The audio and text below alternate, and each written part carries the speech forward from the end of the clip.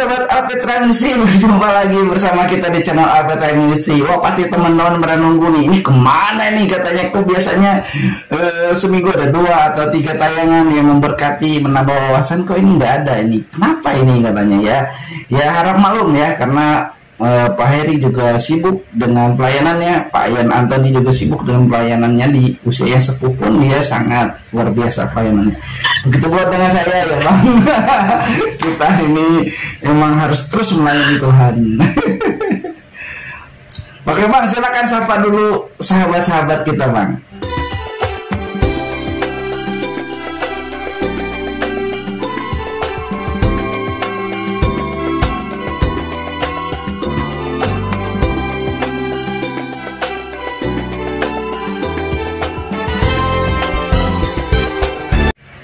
Shalom, selamat siang sahabat Alpetra dimanapun kita jumpa lagi setelah sekian lama berpisah, tapi bersyukur tangan Tuhan, kasih Tuhan selalu memelihara dan memperhatikan kita sehingga waktu dan kesempatan ini kita berjumpa lagi di kesempatan ini.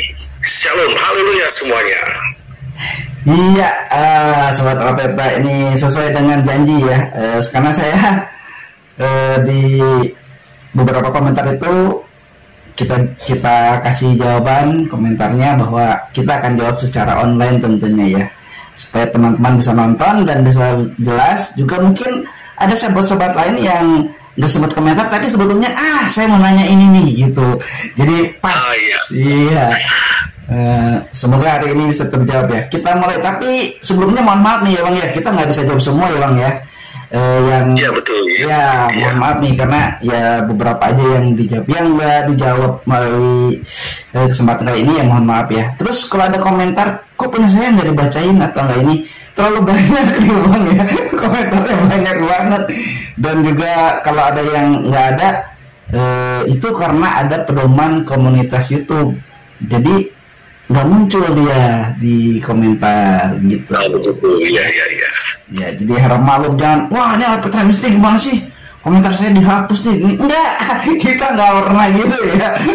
Itu ada standarnya dari YouTube.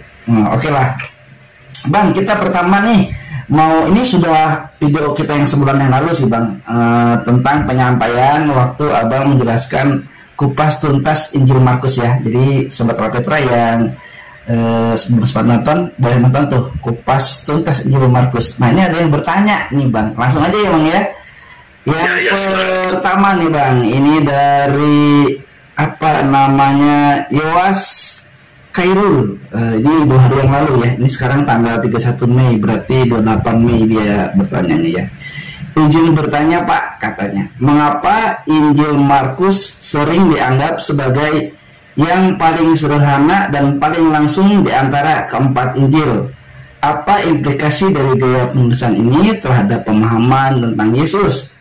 Wah banyak nih pertanyaannya ya, kita jawab satu-satu aja ya Bang ya. Ya, satu-satu. Dari Yowas Khairul ya, Yowas Khairul nih, mengapa Injil Markus sering dianggap sebagai yang paling sederhana dan paling langsung di antara keempat Injil? Silakan Bang. Ya baik, terima kasih sahabat Alpetra, saudara Yowas dimanapun Anda berada. Injil Markus lebih sederhana dan singkat dibandingkan Injil lain di dalam Alkitab. Memang ditujukan khusus kepada penguasa di era itu, atau secara khusus orang Kristen, pengikut Yesus yang sudah menerima dan menjadi pengikut Yesus sejati, yang dilatar belakangi mereka dari orang-orang istana atau Roma atau prajurit atau serdadu ya, dan juga perwira-perwiranya seperti yang ada di dalam Injil, khususnya di tahap Markus. Ditampilkan perwira, ditampilkan tentara atau serdadu di sana. Lalu isinya menunjukkan kebutuhan dari orang Roma, kebutuhan politik, kebutuhan ekonomis ya, dengan contoh-contoh yang terlihat dari demonstrasi mujizat yang Tuhan Yesus lakukan, ya, baik kepada orang atau Sio Venesia, ya, dari Yunani, ya, dan perlu kita ingat ketika bangsa Romawi menaklukkan Yunani, segala kebudayaan, segala apa yang ada, semua direbut oleh Julius Caesar dan kaisar-kaisar selanjutnya sampai di era penulisan Injil Markus.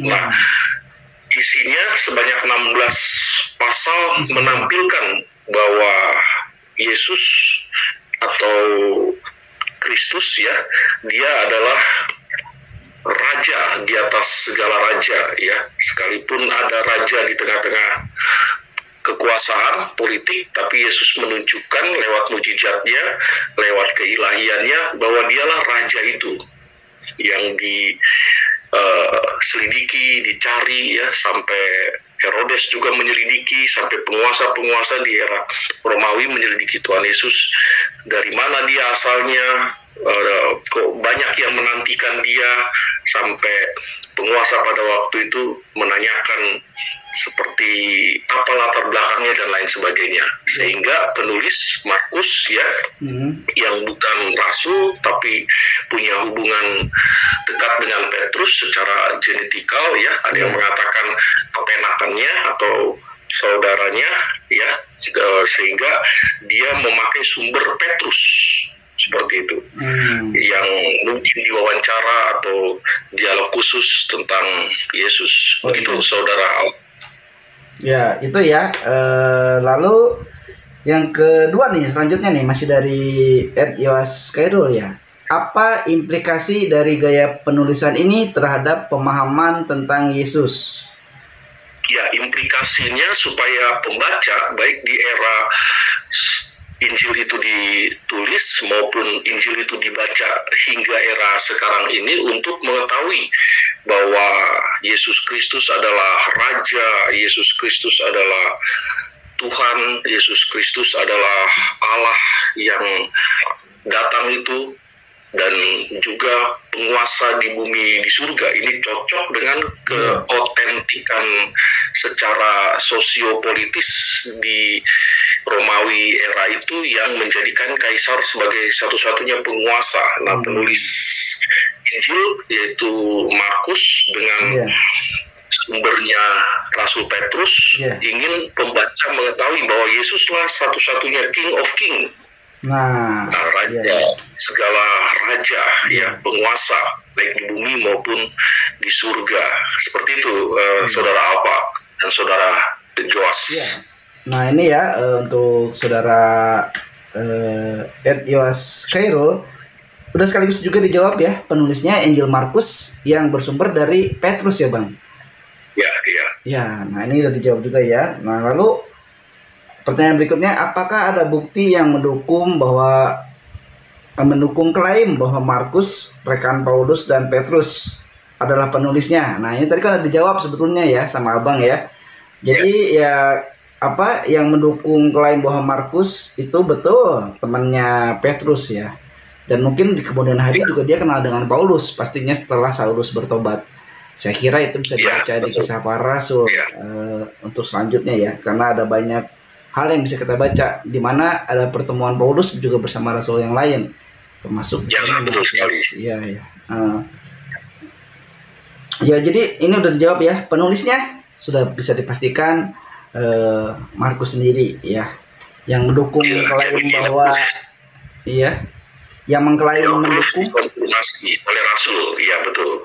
Sekalipun Markus penulis, tapi di-approve, dikonfirmasi oleh rasul, yaitu Petrus. Bahkan Paulus sendiri dalam Roma pasal 3 ayat 2, Paulus menyebut memakai kata ganti mereka yang dimaksudkan adalah para rasul, termasuk Petrus. Sekalipun dia menulis surat, ya, surat 1-2 Petrus, tapi dia juga meng-approve tulisan Markus berupa Injil atau kesaksiannya. Begitu, saudara Alpa. Iya, betul, Bang. Dan juga mungkin untuk sobat Alpetra, ya, kalau misalnya kita baca satu kitab terus kita tahu ini tahun penulisannya atau siapa penulisnya, dan perlu klaim. Yang mengklaim itu keabsahannya dari Alkitab sendiri. Jadi kalau baca Alkitab cuma satu Injil aja, misalnya Markus aja, nggak baca Injil yang lain, maka kita akan terbatas gitu. Tapi kalau kita baca juga surat-surat Paulus, maka kita akan tahu, oh iya benar ternyata ini. Itu buktinya ya, klaimnya. Baik, kita lanjutin ya Bang. Ini dari Sabrina Sumakut 416. Shalom Pak Heri. Waduh. Ikan saya jadi keseran dari zaman dulu nih. Salam Sabrina yang juga sahabat Petra, salam. Iya. Ini apa bedanya murid Tuhan Yesus dan hamba Tuhan Yesus? Lalu kapan kita disebut murid? Kapan kita disebut hamba? Silakan Bang. Ya baik, Ibu Sabrina, sahabat Petra yang lainnya, murid Tuhan Yesus, apabila kita lihat dari panggilan khusus Tuhan Yesus berdasarkan Injil Lukas pasal 6, Yesus memanggil murid-murid, lalu di sana ada kata rasul, Injil Lukas pasal 6 ayat 11-12, dan mereka rasul, apostel, utusan yang dipersiapkan, yang dikhususkan. Bedanya dengan kita sebagai hamba Tuhan di era sekarang merespon panggilan Tuhan. Sebagai pengikut, sebagai murid Yesus di era sekarang, dan Yesus ada amanat supaya tugas dan amanatnya dilaksanakan, yaitu amanat agung, perintah untuk memberitakan Injil, lalu memberitkan ya dan membaptis. Itu pekerjaan yang kita respon sebagai hamba Tuhan. Hamba Tuhan tidak berarti pendeta, guru Injil, atau juga majelis, guru agama, dosen, tidak. Tapi yang merespon amanat agung Tuhan, meyakini hatinya atau panggilannya untuk melayani Tuhan Yesus, termasuk Ibu Sabrina ya, sebagai hamba Tuhan. Rasul Yesus juga hamba Tuhan, bahkan diberikan kuasa ya, demonstrasi mujizat. Kalau kita lihat di kisah para rasul di Serambi Salomo, dapat berjalan yang timpang, yang mati seperti Dorcas, bisa bangkit ya, Tabita dan lain sebagainya. Nah, kalau kita sebagai hamba Tuhan menyampaikan firman, memberitakan Injil kepada orang yang membutuhkan atau yang menginginkan pertobatan.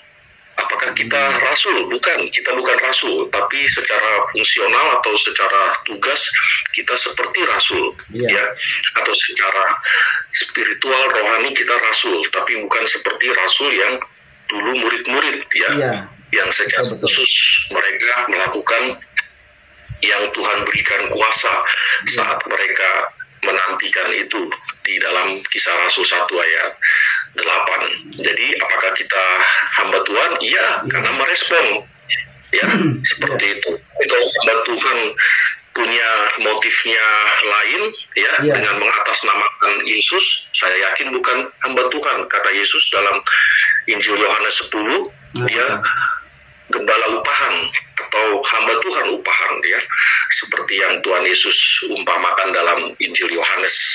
Hati-hati serigala, seperti itu. Begitu Saudara Alfa dan juga Sabrina. Betul sekali Bang. Nah, dan juga ya, jadi ini sebetulnya sudah menjawab ke pertanyaan berikutnya nih. Karena dia menanyakan ya, Sabrina menanyakan juga kapan disebut murid, kapan kita disebut hamba Tuhan. Itu tadi ada definisi yang dijelaskan oleh Pak Heri. Jadi udah jelas ya. Kita sebagai murid artinya kita belajar sebagai murid kepada guru kita. Siapa guru kita? Tuhan Yesus Kristus sendiri. Nah, kita juga sebagai hamba yang melayani gitu. Hamba yang melayani Tuhan. Siapa Tuhannya? Tuhan Yesus Kristus. Jadi sebetulnya udah dijawab tadi sama Bang Heri ya. Semoga ini jelas nih. Nah, satu lagi dari ini hanya komentar aja ya, dari Mark Evangelism. Ya, praise the Lord, God is good all the time God is good. Haleluya, udah itu ya. Amin. Ya, dan ini luar biasa sekali ya atensinya dari Sobat Alpetra ya. Kita lanjutkan lagi ke video yang selanjutnya ya Bang ya.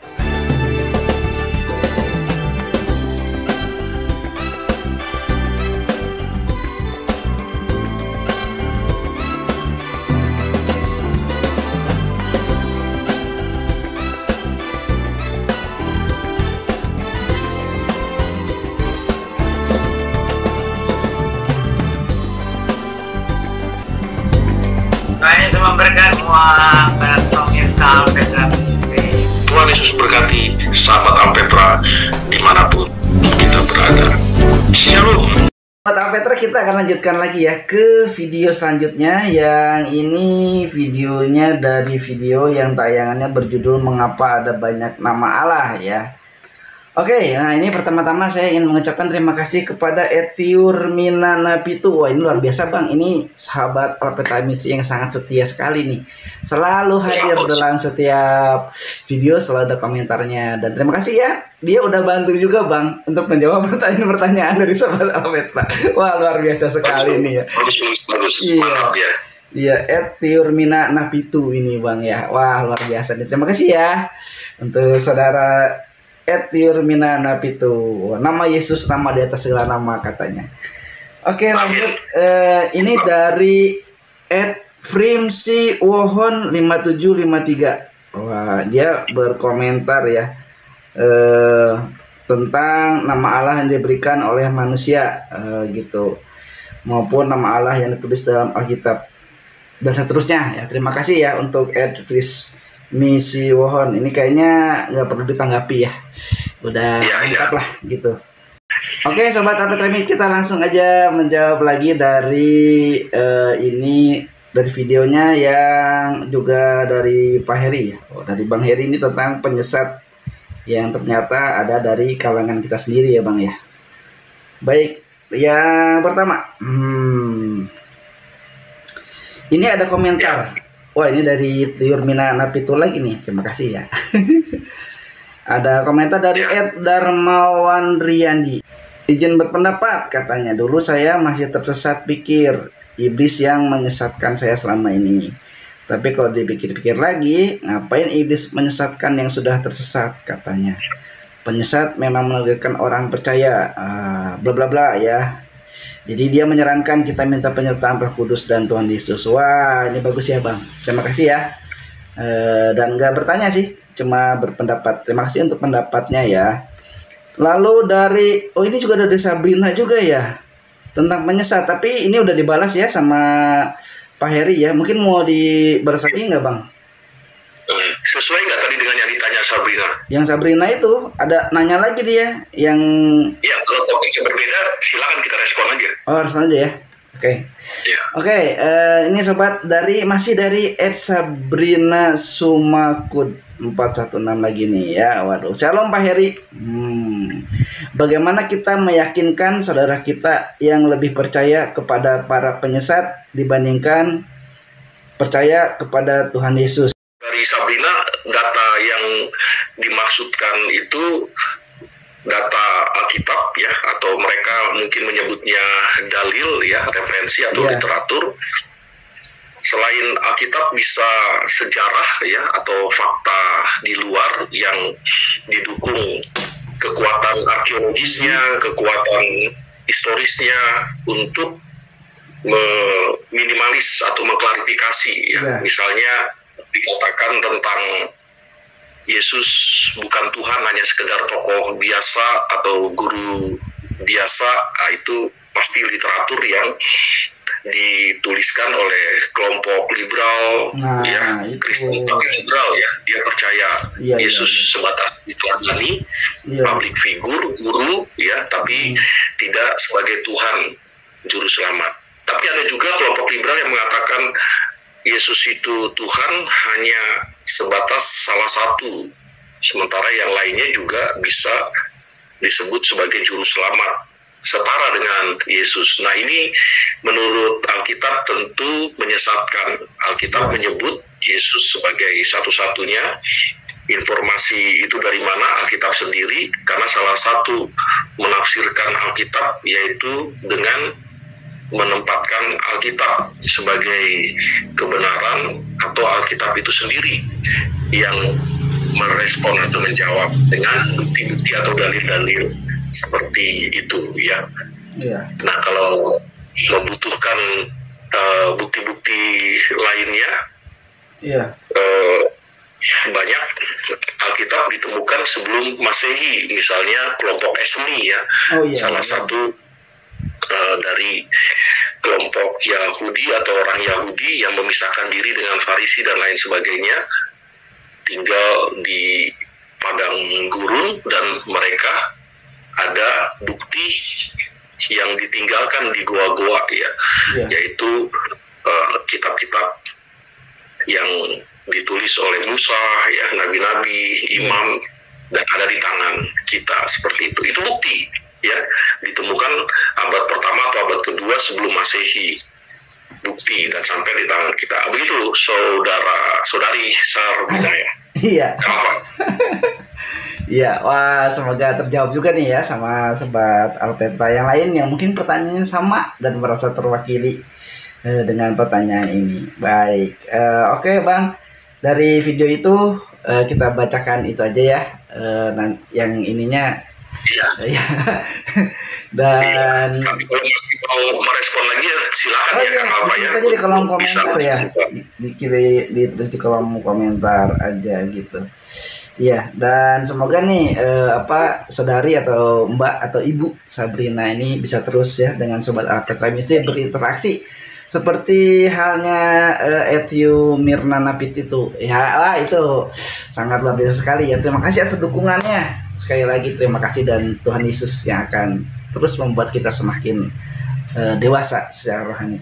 Baik Bang, selanjutnya di video yang ternyata ini salah satu cara doa yang salah. Ini video yang waktu kita live streaming sebetulnya ya Bang ya.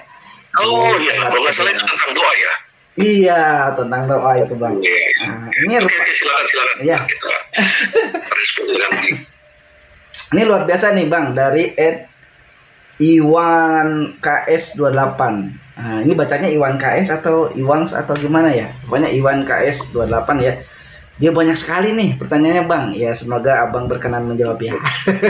Ya, satu-satu aja biar kita tidak terlewat lah kalau memang itu jadi pertanyaan utamanya ya. Iya betul. Dari Iwan KS28. Shalom, selamat sore Pak Heri. Dia waktu ini nulisnya sore berarti. Izin bertanya, mohon pencerahannya perihal tentang doa. Pertanyaannya ada 5 nih Bang. Wah banyak nih Bang. Yang pertama, di Alkitab umat Kristen ada doa Bapa Kami, dan di umat Katolik dalam kurung saudara kita ada juga doa Bapa Kami. Yang menjadi pertanyaan, kenapa ada beberapa kalimat doa Bapa Kami yang berbeda? Nah, itu. Ya, terima kasih ya Saudara Iwan mengenai pertanyaan mengapa ada yang berbeda. Sebenarnya maknanya sama ya.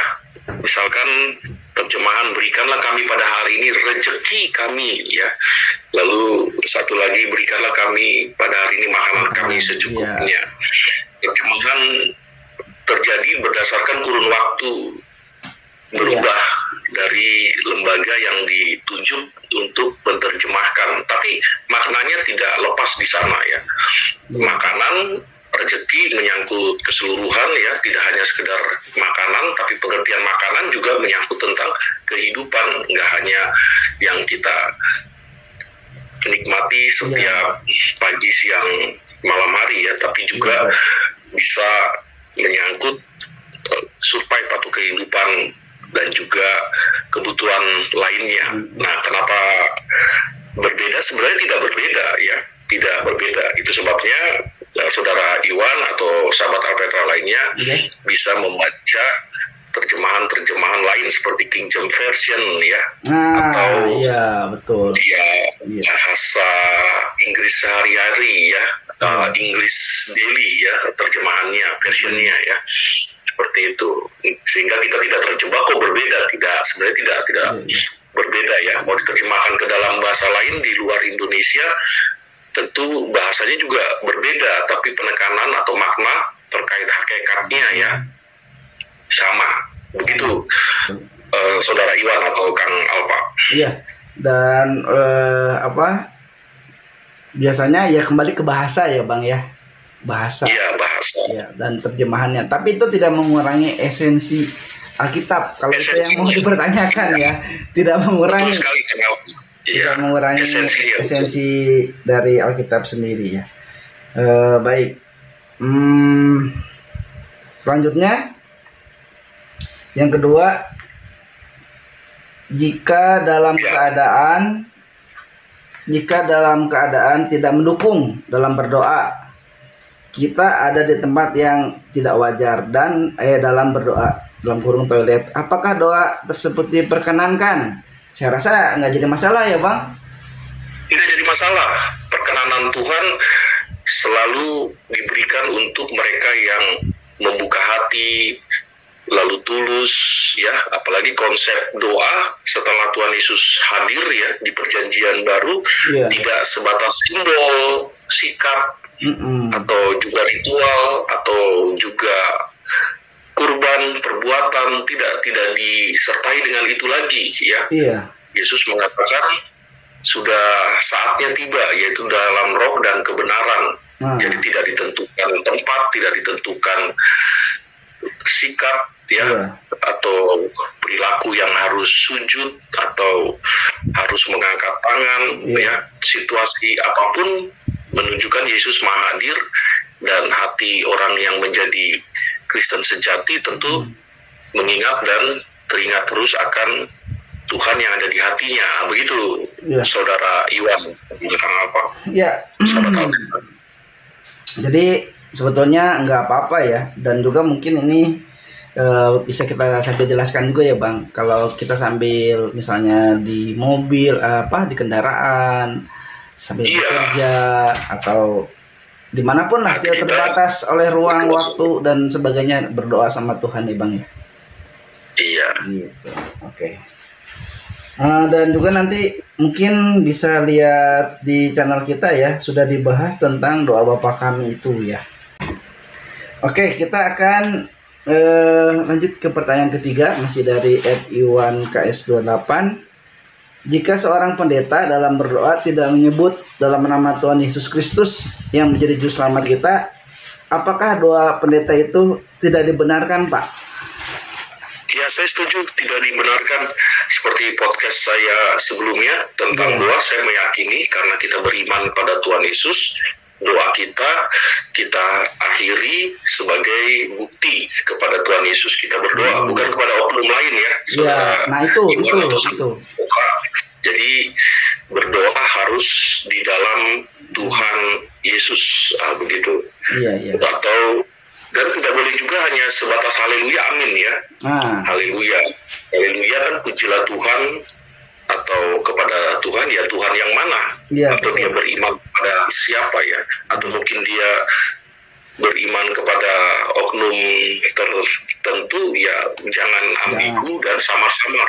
Kepada Tuhan Yesus akhirilah doa di dalam nama Tuhan Yesus kami, atau aku berdoa, sebagai bentuk doanya ditujukan permohonannya kepada Tuhan Yesus satu-satunya, karena kan Allah sudah datang menjadi sama dengan manusia. Berarti Allah yang datang itu clear, identitasnya clear, esensinya clear, wujudnya ya, yaitu Yesus Kristus. Seperti itu, Saudara Iwan dan Kang Alfa.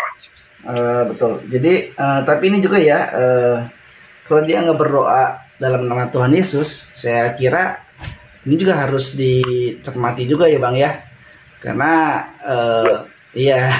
kan biasanya ada jemaat yang kritis juga nih.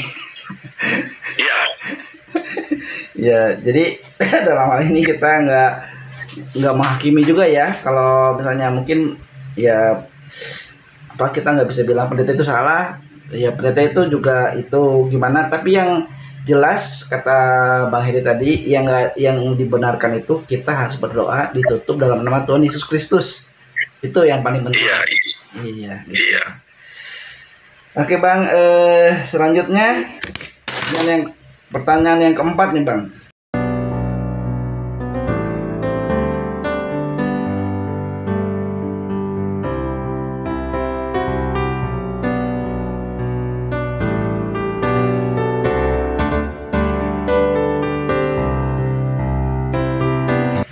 Pertanyaannya masih dari Iwan KS28 ya.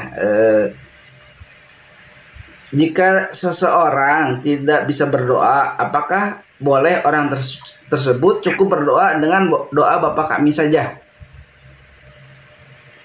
Iya, bisa ya, tapi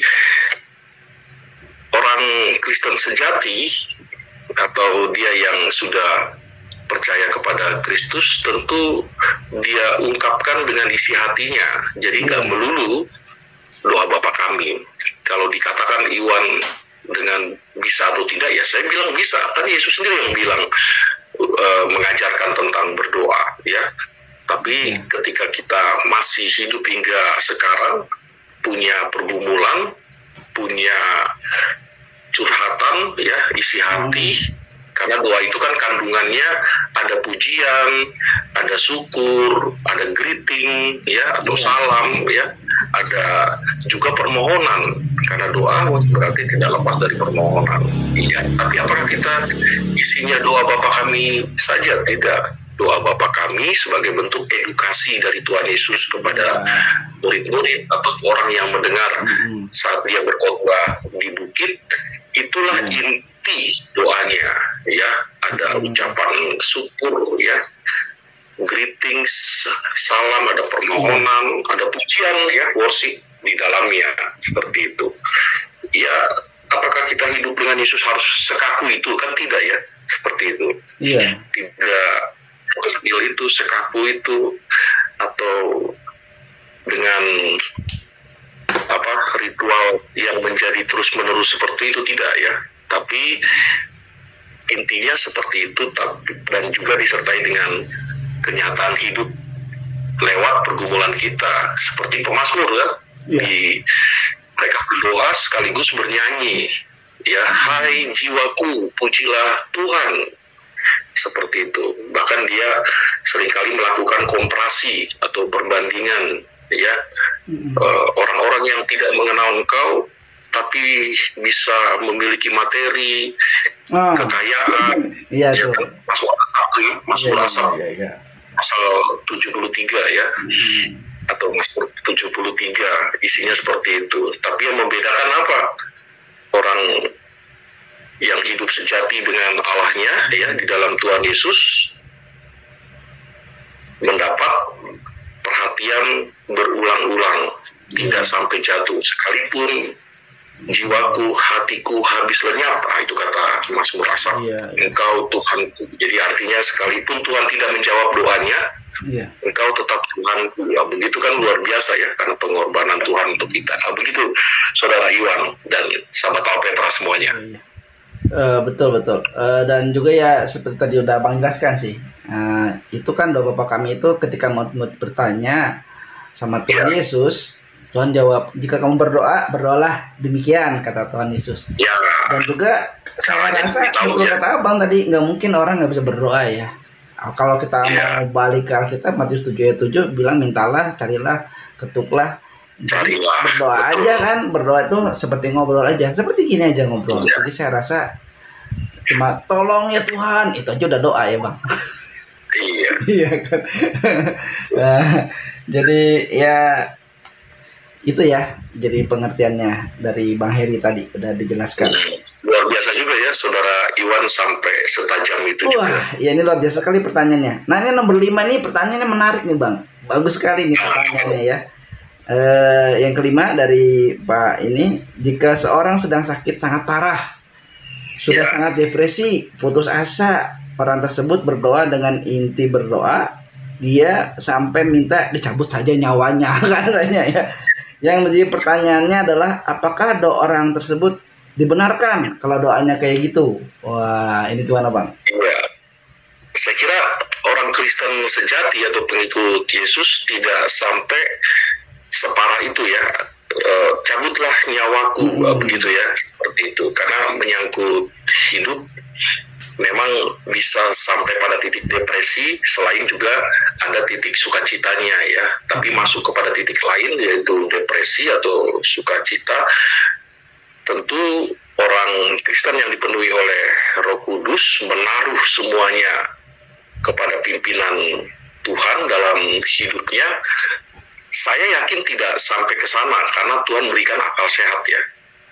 Tuhan berikan akal budi, pengertian kepada siapa dia harus survive atau mengekspresikan, ya, seperti itu. Itulah sebabnya di dunia Tuhan kasih gereja ya, gereja itu kan Nah, orang-orang percaya. iya, Dia bisa iya. curhat kepada pendeta, dia bisa curhat Iya. kepada sesama atau komunitas seimannya ya, seperti itu. Apalagi Alkitab mengatakan saling bantu ya, dalam Iya. Galatia 6 ayat 10, saling bantulah, bergotong royong lah ya, masa nggak dapat bantuan seperti itu. Apalagi gereja kan punya, kalau memang terhimpit keuangan, gereja kan ada dana bakti sosial, tapi kan nggak semudah itu juga mendapatkan ya, karena gereja juga mengedukasi ya, memberikan kepercayaan ya, seperti itu. Nah memang Iya, betul. apalagi sampai fatal ada yang bunuh diri. Saya yakin kok kalau orang yang sudah di dalam Yesus, dia nggak akan bunuh diri Iya, iya. ya. Akal sehat bermain, saudara Iwan ya, atau sahabat Alpetra. Akal sehat, akal budinya bermain dengan baik ya, apalagi Roh Kudus yang ada di hatinya. Nah kenapa orang sampai bunuh diri atau depresinya akut ya, saya yakin mungkin dia tidak menjernihkan akal budinya, akal sehatnya itu ya. Dan saya yakin mungkin dia bukan di dalam Tuhan. Kalau orang di dalam Tuhan, dia tahu apa yang dia lakukan. Ya, kan tadi saya katakan Mas 73 aja tidak sampai tergeletak, sekalipun habis lenyap ya, habis lenyap tubuhnya, jiwanya, engkau tetap Tuhan. Maksud saya, Tuhan gak jawab doa pun dia tetap Tuhan gitu loh, maksud saya. Iya, betul. Iya, mungkin masa gara-gara itu ganti setir ya imannya ya, Iya. atau ke iman yang lain. Jangan Di sini aja, di sini ada rezeki, ada banyak, nanti diongkosin kalau memang secara ekonomis ya, seperti itu. Enggak begitu Enggak. ya, seperti itu. Ya, betul. Mungkin bisa saya tambahin nih ya, bahwa kalau ketika Iya, memang orang ya, mungkin juga saudara yang bertanya, mungkin sobat Alpetra yang lainnya juga, Pak Heri mau ngomong gampang aja, Pak Heri mah nggak ngerasain, betul. ya kan? Orang mau ini, makanya wajar aja lah kalau dia minta mengakhiri hidupnya gitu sama Tuhan gitu.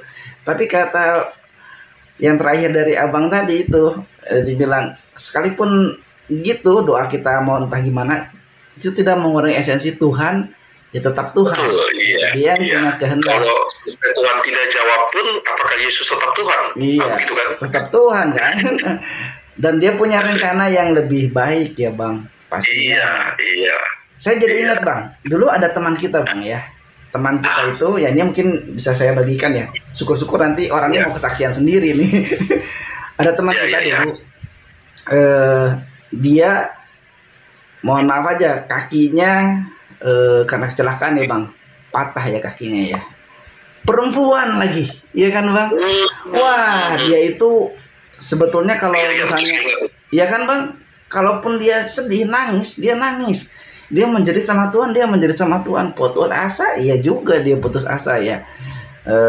Kalau jalan juga dia tidak normal. Selama kita kenal dia bang, dia nggak pernah berdiri tongkat ya kan bang. Lalu bisa tuh nanti satu waktu kita undang untuk kesaksian ya. Nah, sahabat ya. Iya, boleh juga nanti tuh ibu itu ya kita undang nanti ya. Buat podcast untuk kesaksian karena memberkati sekali tuh, karena saya ikut juga membantu dan memberikan empati juga waktu itu. Iya. Nah, kenapa ini sobat saya ceritain, karena waktu itu Bang Heri yang nyetirin ke rumah sakit bolak-balik. Iya, saya ingat sekali. Iya. Nah, tapi dia nggak pernah loh ninggalin Tuhan Yesus gitu. Sementara ada banyak teman lain yang ninggalin Tuhan Yesus ya.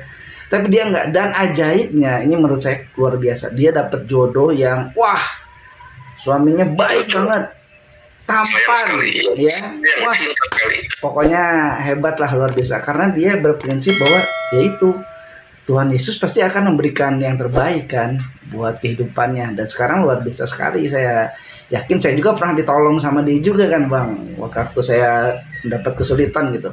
Abang sama dia sama-sama nolongin saya waktu itu. Wah, luar biasa. Jadi buat sahabat Alpetra ya, baik yang bertanya maupun semua sobat, jangan pernah berhenti berdoa, ya kan bang? Ya, amin. Iya. Luar biasa. Pastilah masalah kesulitan pasti ada, itu nggak mungkin nggak ada ya. Oke deh. Oke bang, kita lanjut lagi aja ya bang. Wow, luar biasa. Ya, mungkin ada yang menanyakan, mungkin ada yang merespon aja. Iya. Silakan. Oke ya, Sobat Alpetra, kita lanjutkan ke video yang selanjutnya, yaitu yang dimana Pak Heri, Bang Heri memberikan khotbah tentang Kristen progresif yang sedang viral ya. Dan ini ada beberapa yang mau kita bacakan. Mungkin kalau yang berupa pernyataan atau itu kita bacakan dari siapanya aja ya. Dari @Immanuel Simanjuntak 1477. Ya, terima kasih untuk responnya. Ajaran Kristus luar biasa penjelasannya Pak Heri katanya. Wah, terima kasih juga ya Bang. Kalau jadi berkat ya. Iya, terima kasih. Iya, terus dari Linaha 1108. Shalom, haleluya, puji Tuhan katanya gitu Bang. Nah, terus iya, dari Shane Wagyu 9258. Nah, ini juga kayaknya pernah ada juga ya di pertanyaan di video lainnya yang udah dijawab sama Bang Heri ya. Oh begitu ya. Ya, jadi kayaknya ini subscriber baru kita nih Bang. Banyak nih subscriber kita di bulan ini, ada 40 lebih subscriber ya yang bergabung. Oh begitu ya. Puji Tuhan Yesus. Puji Tuhan. Ini dari Shane Wagyu ini tentang progresif ini, dia menyatakan Yohanes 17 ayat 7 ya. Yesus penebus kematian yang membuat kita percaya. Yesus yang menjadikan kita selamat dengan dewasa rohani kita yang progresif. Wah, ini luar biasa nih komentarnya ya. Dan kayaknya juga ada dari dari Charlotta Tumpia 9812. Waduh, terima kasih Pak Heri katanya atas penjelasannya. Ya. Waduh. Terima kasih sama-sama. Dari Charlotta Tumpia. Wah ya. Terus ada Tirsa B1 B1SN. Waduh, ini saya baca jadi. Ya, dia menyatakan juga pendapatnya ya. Jos Bapak ke penjelasannya simpel dan maknyos katanya ya. Ini dari apa adanya ya. Ya, dan ini wah, ini juga nih ya @Tiurminanapitu nih lagi-lagi nih. Wah, ini luar biasa nih ya saudara. Ini sering kali berkomentar dan membantu kita menjawab pertanyaan-pertanyaan. Luar biasa, terima kasih banyak. Ya, jadi Sobat Alpetra, kalau ada yang bisa mungkin ngasih jawaban ya, Bang, boleh ya dijawab gitu. Silakan. Iya, kita nanti akan ya sama-sama lah belajar bertumbuh ya. Nah, Bang, ini ada dari @Maringan Lumban Raja 9018. Ini sebetulnya pertanyaan 1 bulan lalu nih, tapi baru sempat kita baca ya, Bang ya. Dia nanya, Bang, siapa nama diri Bapa di sorga yang harus dikuduskan berdasarkan kitab suci dalam teks Ibrani katanya gitu Bang. Oke Bang. Ya, nama Bapa di sorga yang perlu kita ketahui, Allah itu tidak perlu nama sebenarnya. Layaknya manusia membutuhkan nama sebagai identitas. Kenapa? Karena pernyataan Allah sendiri dalam hukumnya yang diberikan kepada Musa atau Israel, Allah itu Allah yang cemburu. Jadi artinya manusia sebagai ciptaan yang spesial ya, gambar Allah yang luar biasa, Allah yang begitu memandang kita sebagai berharga, supaya ciptaannya itu menyembah Dia ya, yang satu-satunya Allah, dan itu ada di dalam Alkitab. Iya Bang. Karena Allah tidak butuh nama dan Allah itu sifatnya Allah yang cemburu, karena yakin ciptaannya akan memusatkan kepada dirinya atau diri Allah. Perlu kita ketahui, karena Allah ingin datang menjadi sama dengan manusia, menjelaskan bahwa Dia akan menyelamatkan manusia, makanya Allah perlu nama. Namanya itu ialah Allah yang menyelamatkan, atau Yeshua HaMashiach ya, yaitu Yesus Kristus. Maka perlu nama kan. Dalam perjanjian baru memberitahu kepada malaikat supaya malaikat menyampaikan kepada Yusuf, kasih tahu ya nanti namanya Yesus, ya, menyampaikan kepada Maria, kasih tahu ya namanya Yesus, yang artinya juru selamat. Karena tinggal dan bersama-sama dengan manusia, makanya Allah yang datang itu perlu perlu nama. Namanya Yesus. Dan Yesus pernah mengatakan dalam Lukas pasal 24 ayat 44 bahwa apa yang diceritakan dalam perjanjian lama, ya, kitab Taurat, apa yang diceritakan dalam kitab Nabi-Nabi atau kitab-kitab syair, semua menceritakan tentang nama Yesus, ya, melalui nubuatan atau persiapan. Dalam Kejadian 3 ayat 15 aja Allah sudah mempersiapkan ketika manusia jatuh ke dalam dosa, Allah sudah bernubuat akan mendatangkan juru selamat, pasal 3 ayat 15 melalui keturunan perempuan ini. Nah, karena Allah sudah mempersiapkan, berarti Allah akan datang ke dunia. Makanya perlu nama. Kalau Allah datang ke dunia nggak perlu nama, ambigu nggak? Ambigu. Iya dong. Tidak kenal. Itu sebabnya Allah katakan nama itu adalah Yesus atau Immanuel. Yesaya 7 ayat 14, Immanuel, Allah yang dekat, Allah yang datang, Allah yang menyertai. Makanya kata Immanuel, Allah yang beserta kita. Karena beserta kita, Immanuel itu siapa? Di perjanjian baru dipertegas Yesus Kristus. Nah, jadi kata Tuhan, kata Allah, kata dewa, kata apalagi sebutan-sebutan tentang Tuhan masih samar. Tuhan yang mana, Allah yang mana, dewa yang mana, ya. Nah, kalau dalam Kristen, yaitu Allah yang kita kenal di dalam Yesus Kristus Juru Selamat. Makanya tadi yang pertanyaan tentang doa, cuman berdoanya haleluya doang, berarti di dalam haleluya, bukan di dalam Tuhan Yesus. Begitu, Alfa dan sahabat Alpetra. Oke, iya. Wah, ini luar biasa sekali ya penjelasannya dari Bang Heri ya. Udah dijawab nih dengan jelas. Dan semoga wawasan kita bertambah dalam tentunya mendukung iman kita kepada Tuhan Yesus Kristus. Baik, Sobat Alpetra Ministry, kami tetap mengundang ya. Silakan berkomentar, bertanya. Kalau bisa dijawab ya kami jawab. Dan Sobat Alpetra Ministry, rupanya sampai di sini dulu perjumpaan kita di kesempatan kali ini, karena waktu juga yang terbatas. Karena Bang Heri juga harus pergi pelayanan, saya juga masih ada kegiatan yang lain untuk mencari jiwa-jiwa. Baiklah, Sobat Alpetra, sampai sini dulu perjumpaan kita. Semoga menjadi berkat dan selalu cinta Tuhan, cinta keluarga, dan jaga kesehatan. Jaga kesehatan. Tuhan Yesus memberkati sahabat Alpetra. Shalom. Shalom Maranatha.